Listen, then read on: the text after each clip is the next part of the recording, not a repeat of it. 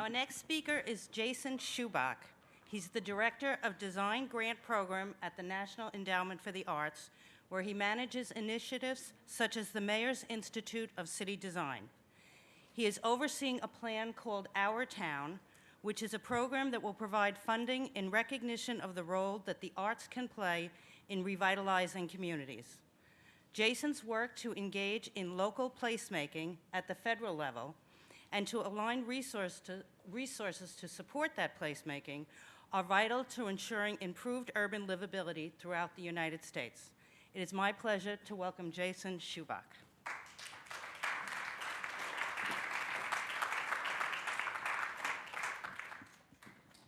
Hi, everybody.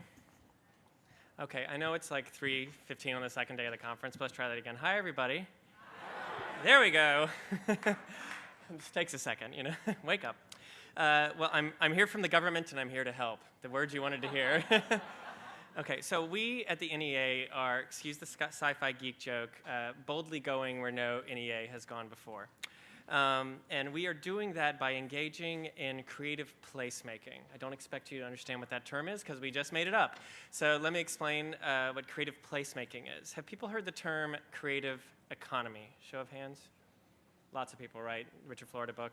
So if you don't know what the creative economy is basically the jobs within the creative sector. And the creative sector are people who work in nonprofit culture and design organizations, individuals, so artists, designers, filmmakers, people who are self-employed in the creative economy, and then creative industries, so all of the media industries, the design industries, advertising, all of those folks.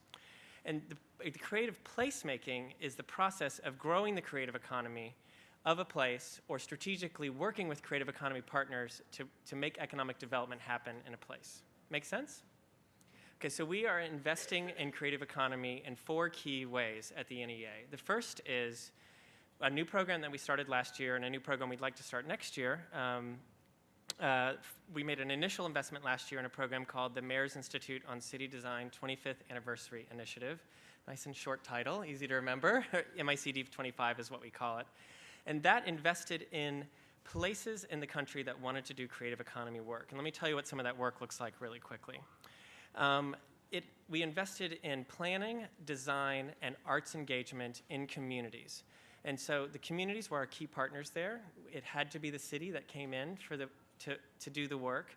For the planning work, we were investing in maybe the planning of cultural facilities or of live workspaces or the planning for a cultural district or even a creative industries district. I think one of my favorite examples of that is in Chicago. We gave some money to do some planning to create an incubator and a district for fashion designers in the south side of Chicago. Very exciting grant. Around the design side, we funded design and infrastructure projects and design excellence conversations in communities. My favorite one of those, well, I don't pick favorites, I'm from the government. An exciting project is, sorry everyone else. An exciting, I almost did it again, wow. An exciting project in the design, yeah, exactly, yeah, edit please, splice out. An exciting project on the design side is we funded, so the State Department of Transportation in North Carolina is going to be replacing 11 highway bridges through the center of downtown in Winston-Salem. And we funded excellent designers and artists to work with that State Department of Transportation to make those bridges excellent. Awesome project. And then around arts engagement, there's all kinds of different work we funded around the country. That's really around bringing the arts into downtowns, maybe doing artists in empty storefronts, arts on the street, doing temporary sculpture exhibitions and empty performances and empty lots in downtowns. A lot of this work is happening around the country. You're familiar with it. It's been happening for many years. We know it brings people into downtowns. We know it works. We're funding a lot of that kind of work. And the one that I think is really interesting is in San Francisco. Do people know the Mid-Market District in San Francisco, Market Street? It's kind of where I know it's the other side of the country. There is another part of the country besides New York. I'm just kidding.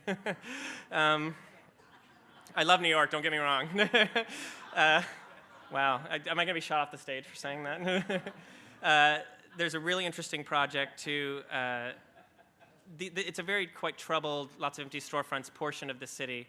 And what we're doing is funding the AIA chapter there, Spur, a bunch of different arts organizations to go in and to take over some of the storefronts, to do arts programming. The city is putting tax increment financing funds on the table. They're going to form a cultural-based business improvement district. They're combining all these different resources and partners, bringing them in to really use the arts as a lever to see economic development have within this community in a sensitive way that won't displace anyone. It's a really exciting, interesting project. I urge you to look it up on www.arts.gov, our website. So that's kind of what these investments will look like, and that's our money on the table. That's one of the types of that's one piece of this picture we're trying to line up. So our money on the table. Then the next version of that will be called Our Town. We need permission from Congress to do that kind of funding. It doesn't exist yet, but we're looking to invest in 35 communities, and we've asked for $5 million from Congress to continue to kind of make those kinds of investments.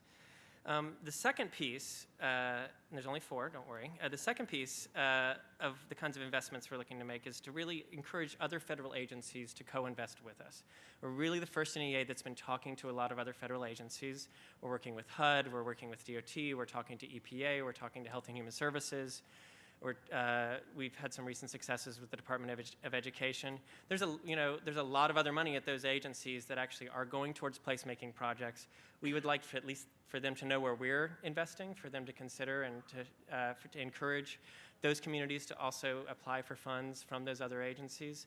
So a lot of those conversations are going really well. We've had some recent successes with HUD. I would encourage you to look at the Sustainable Communities Regional Planning Grant Program that was just announced from HUD, and you'll see some arts folks included in there.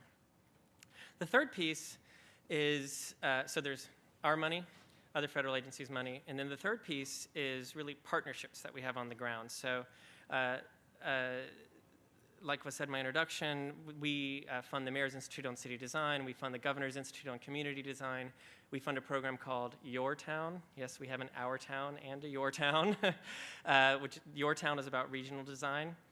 Rural design. We want to make sure those projects and other people who are supporting placemaking on the ground, like MAS, like Local Initiative Support Corporation, like you name it, the National Trust, that those folks are aware of the projects that we're investing in and aligning their resources with us as appropriate.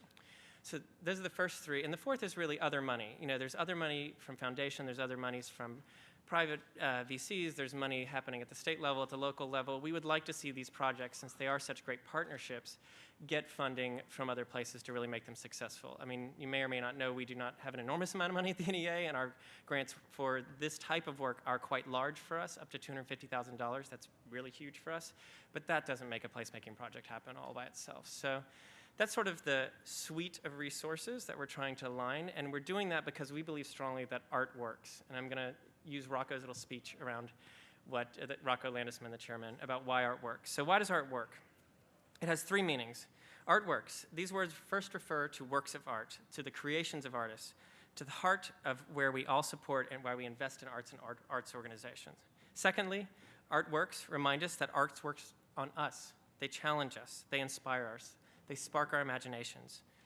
And finally, arts works is a declaration to remind us that arts jobs are real jobs.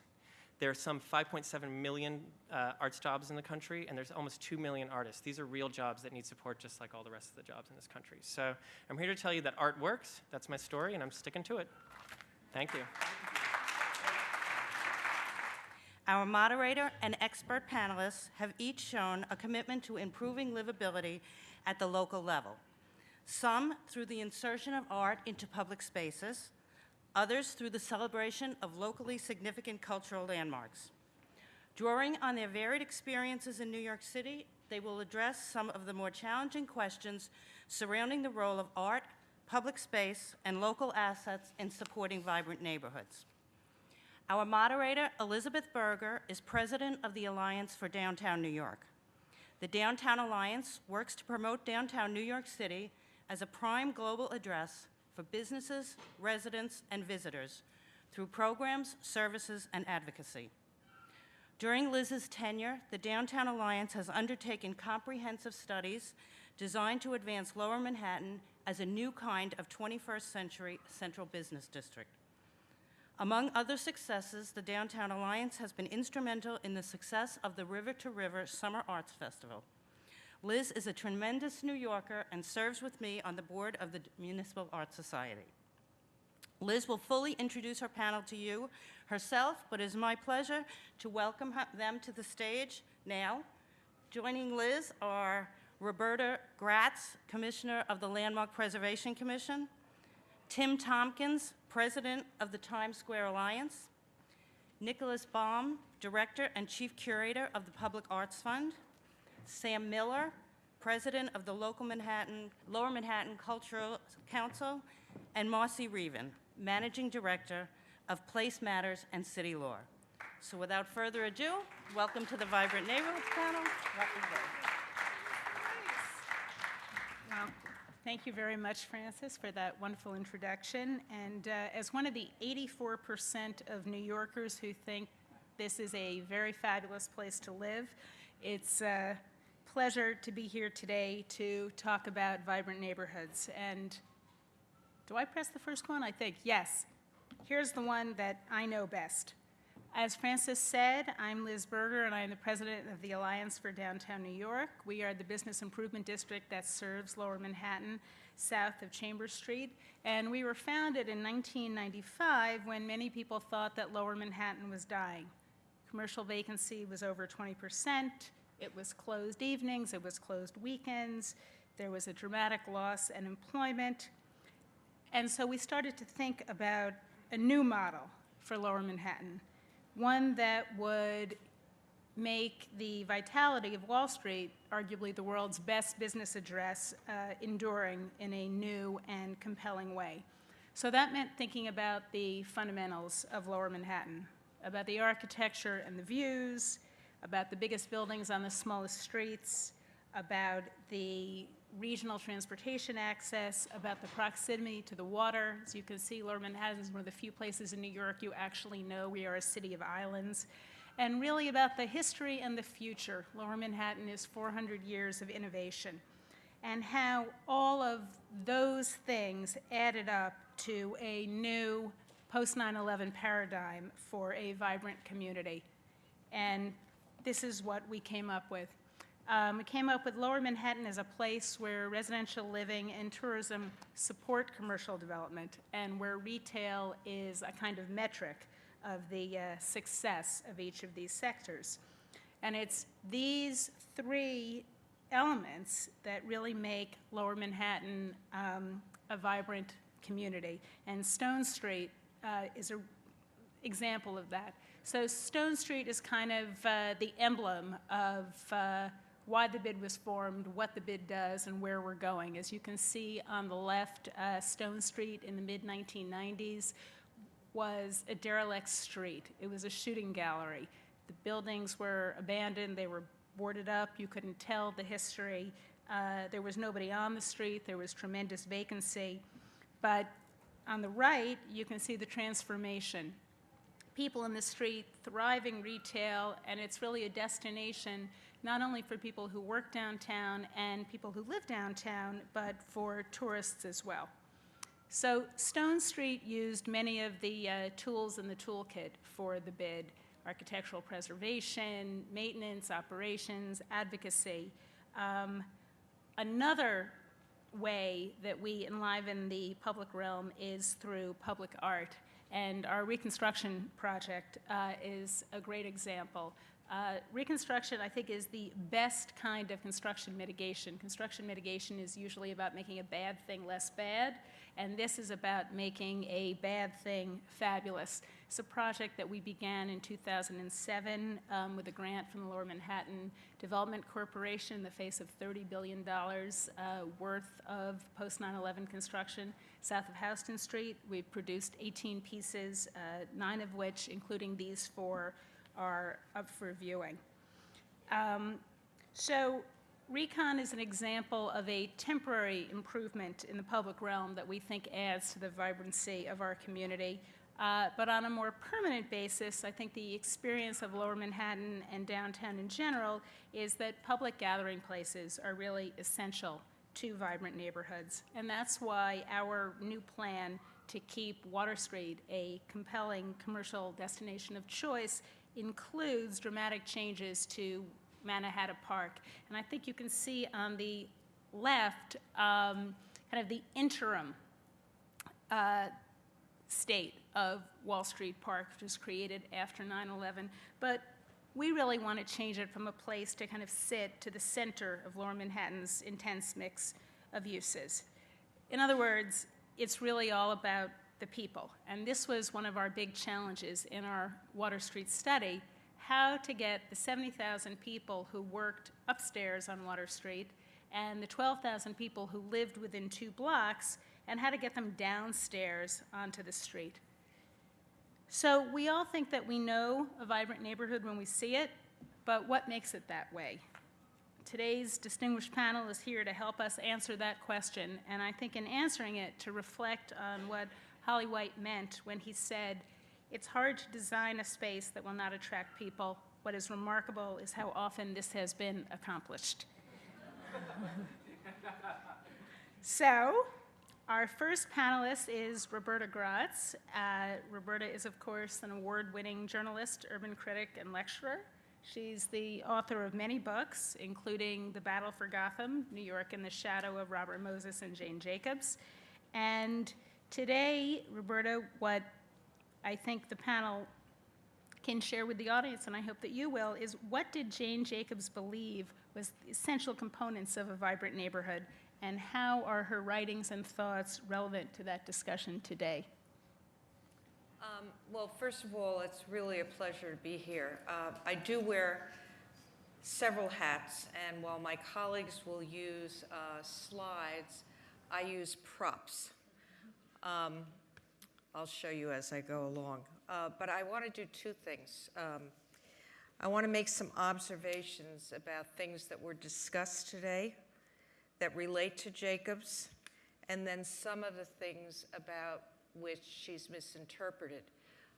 You can read Death and Life, which if you haven't, you should, if you really want to understand a lot of the elements that have been discussed today.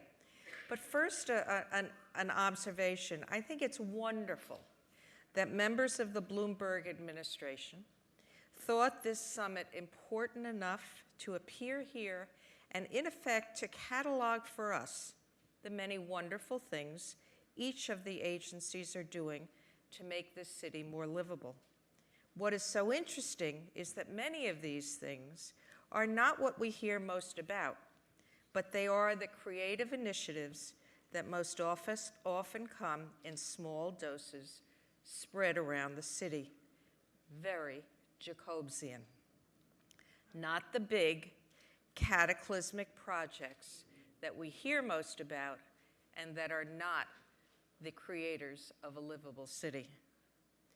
Real economic development has nothing to do with real, and this is something that Jane taught us in The Economy of Cities, a book she considered actually her best. Economic development is an activity that comes first. The building to house it comes second. Jane used to say that you can't build the ovens and expect the loaves to jump in. What we've been hearing about and talking about yesterday and today are the loaves. That's why it's all been such a stimulating discussion.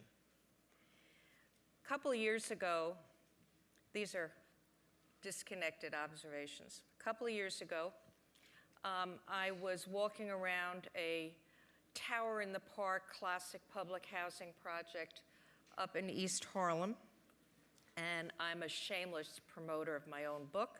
I write about it in here. And it was a warm, sunny day, and I bemoaned the site that you see at many public housing projects. A lot of green grass with lots of fences around them. And what was so interesting was that a group of residents had brought out their lawn chairs and were sitting in front of the fences on the sidewalk with the green grass behind them. So my observation was, why can't we tear down the fences? So if we want to honor the memory and the substance of what Jane wrote and stood for, the city, or MAS, could survey the people in just one of the Tower in the Park public housing projects as a pilot. Ask them what they would like to see on that grass, then take down the fences and make it happen. I could offer more of these kind of observations, but I also feel compelled to dispel some myths about what Jane stood for.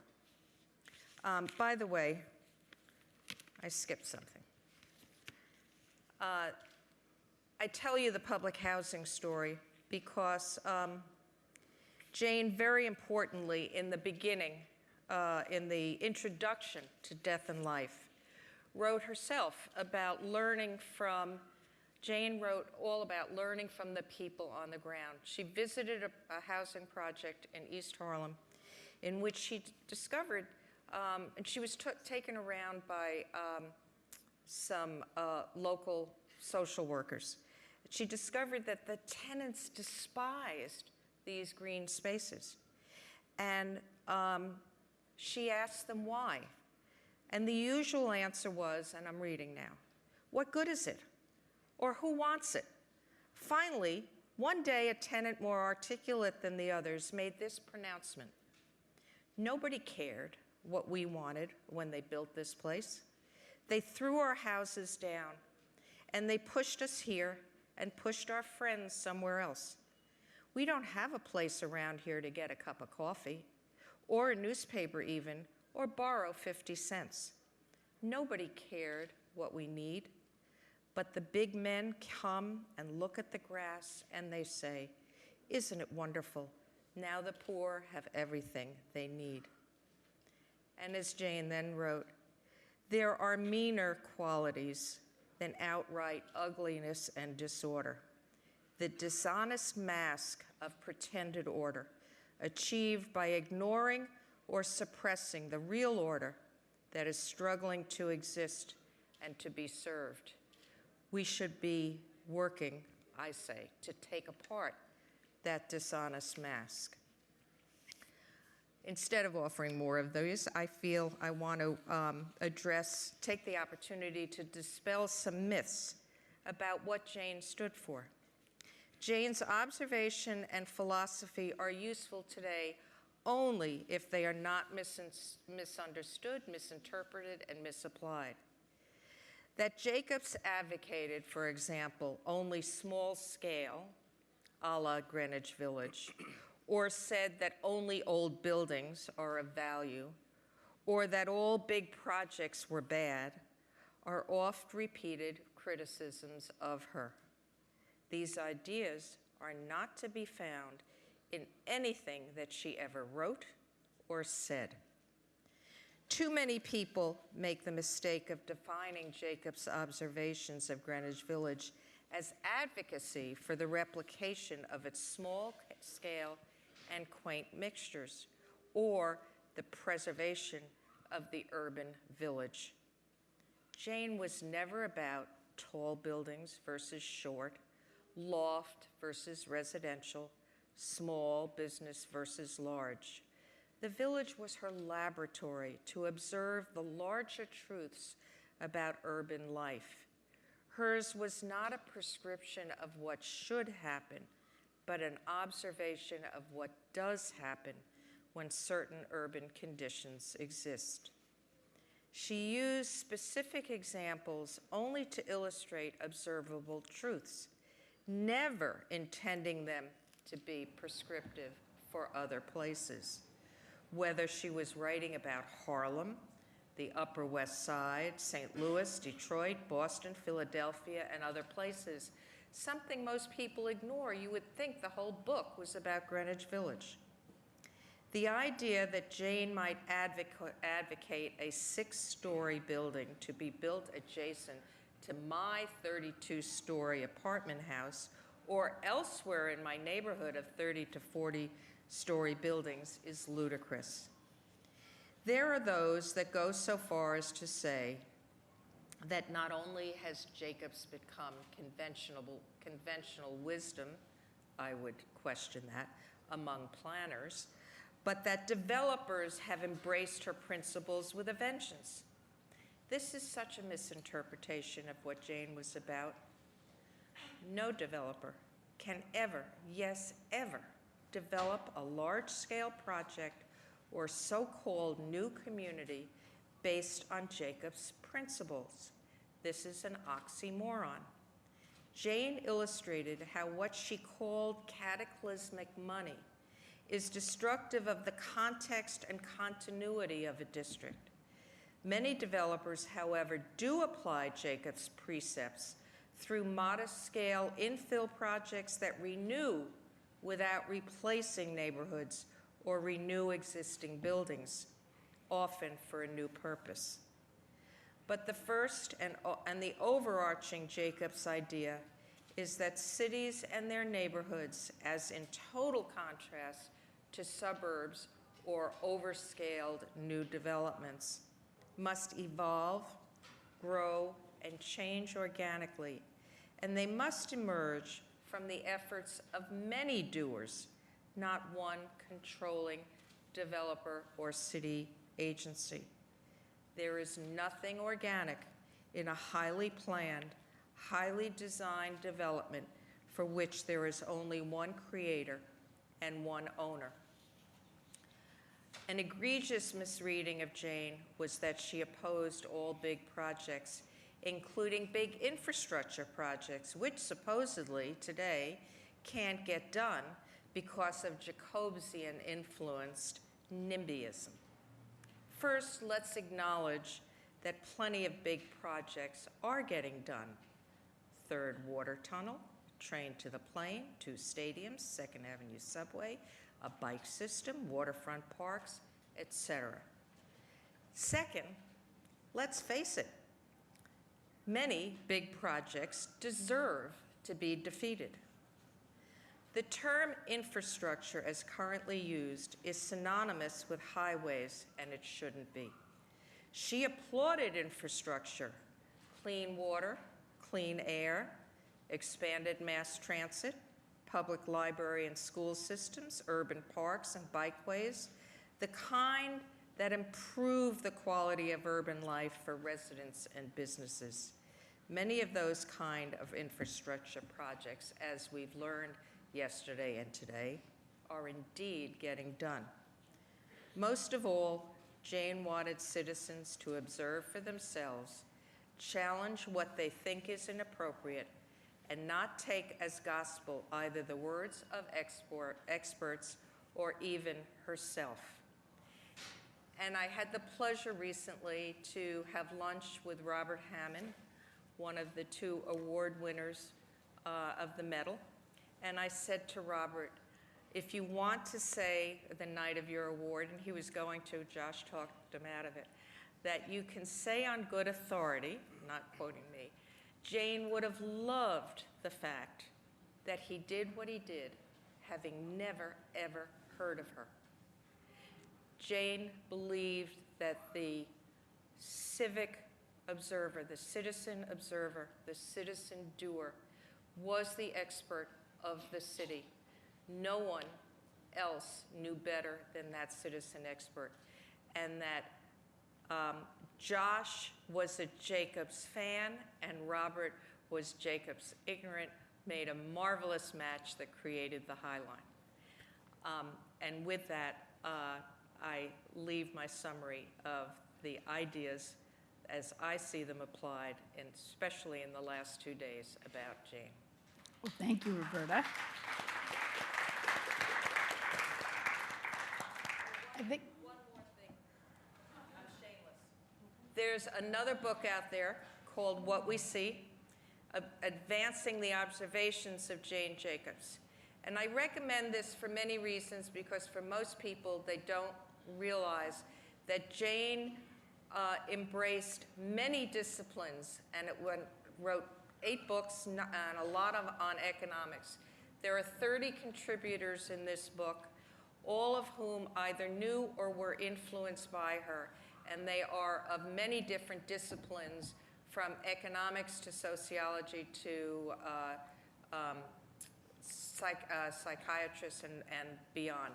So I recommend this book as well.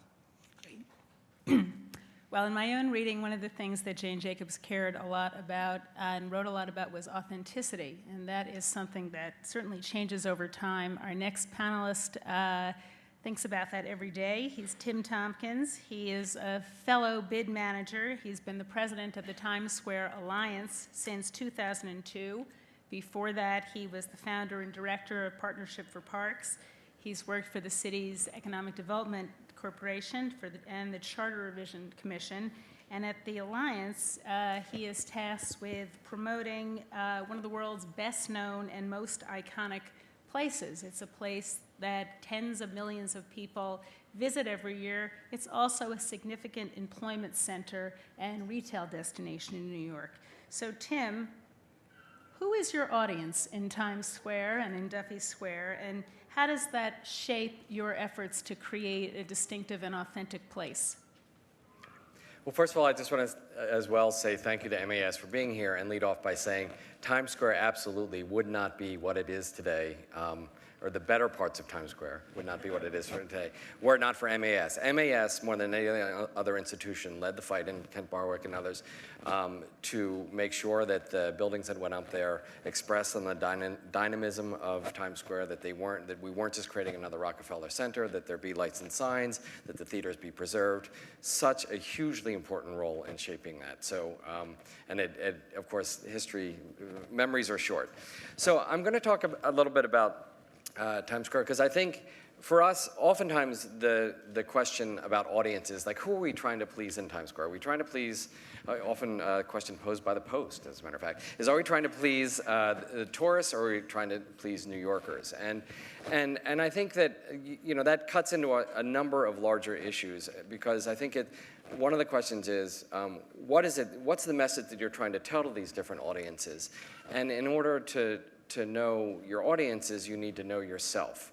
And the other current of what I want to talk about is how I think that Times Square as a public space, along with Central Park and to a lesser extent these days the subways, has always been the public space which shapes people's overriding perceptions of New York City. When Central Park and Times Square were down and out, then the city was down and out.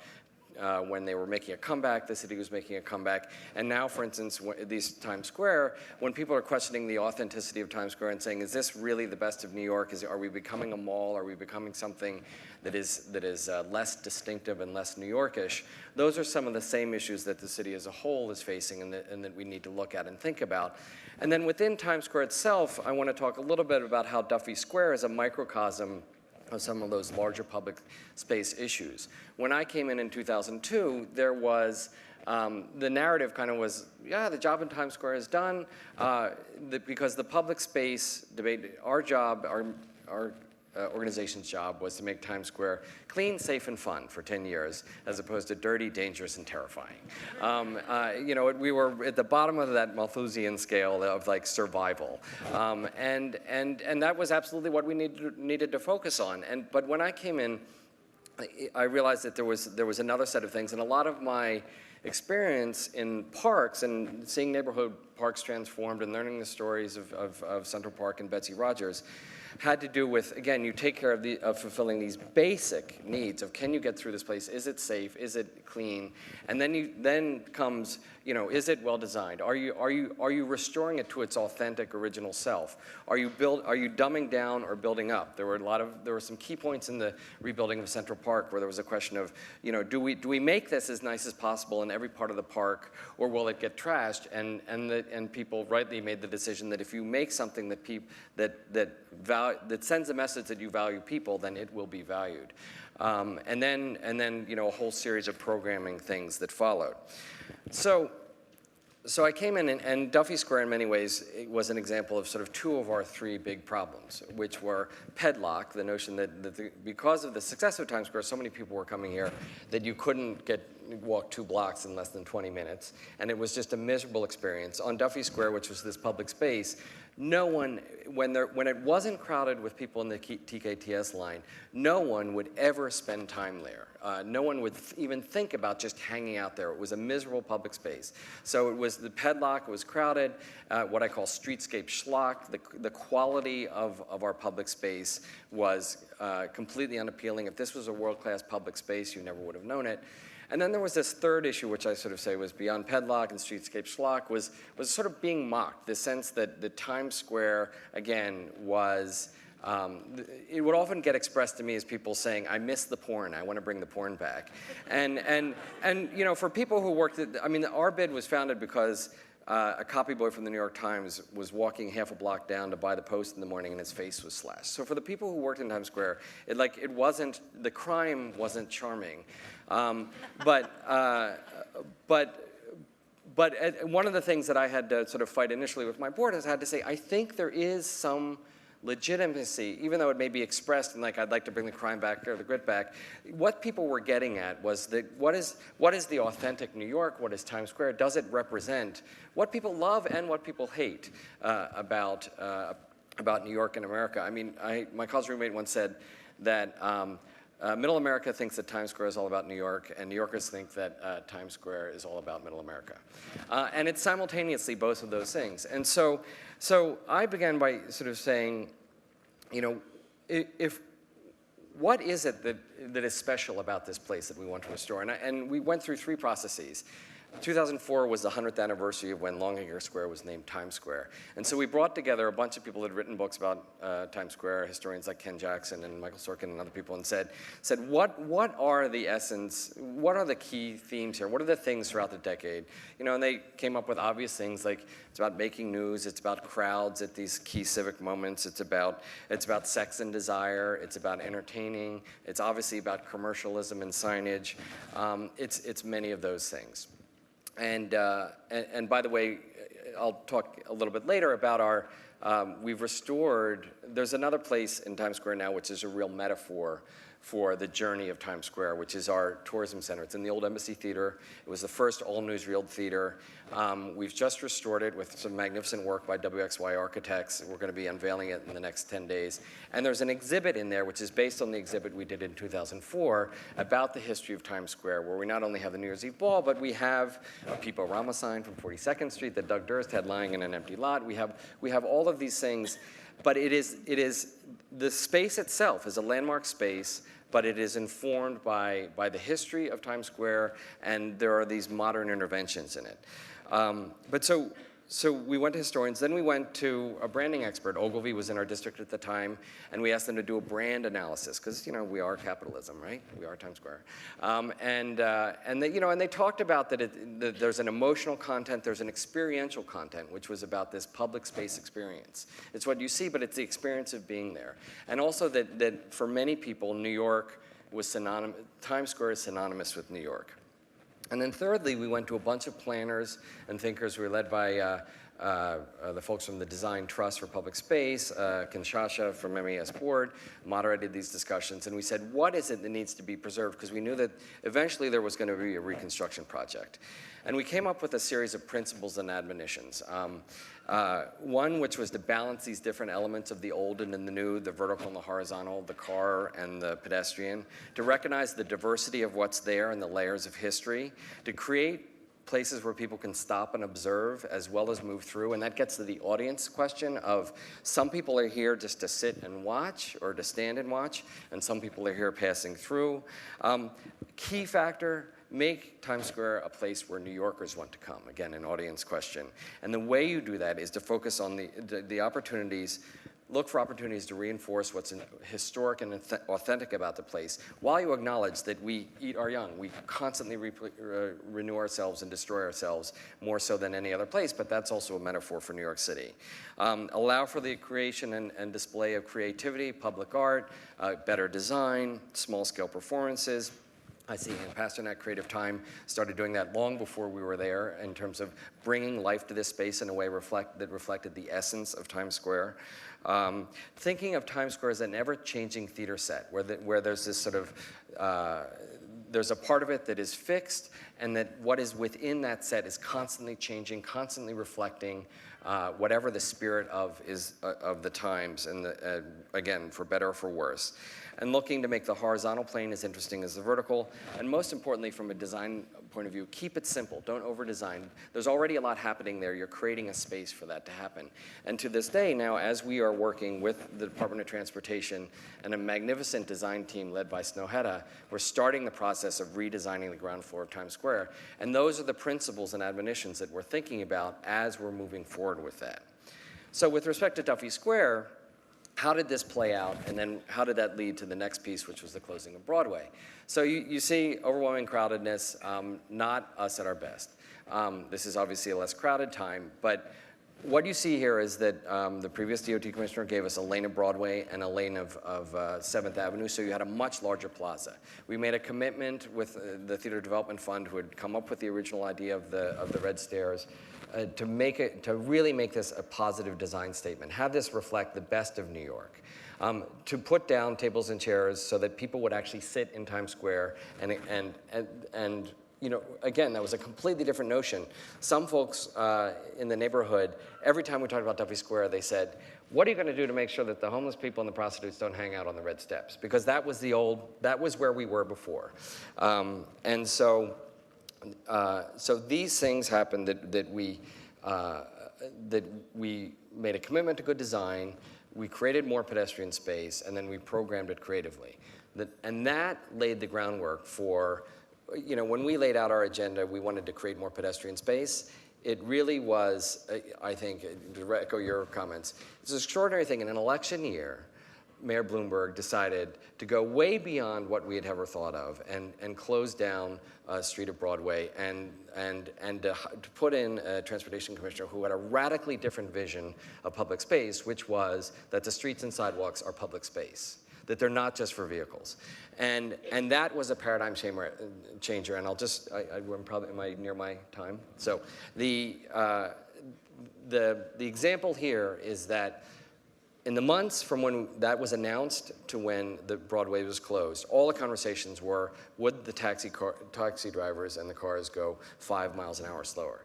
The second we put down these crazy beach chairs as an interim thing, where people sat down in these chairs like they'd been hanging out, sitting in beach chairs in Times Square their entire lives. The conversation completely became about the beach chairs and whether, and like, were they too tacky? Was it too nice? Shouldn't we be better, look better? And it became a debate really about what kind of public space people wanted. And the paradigm shifted overnight. And the world has watched, and the rest of New York has watched, and you know, the next step for us is to do for the rest of Times Square what we've done with Duffy Square.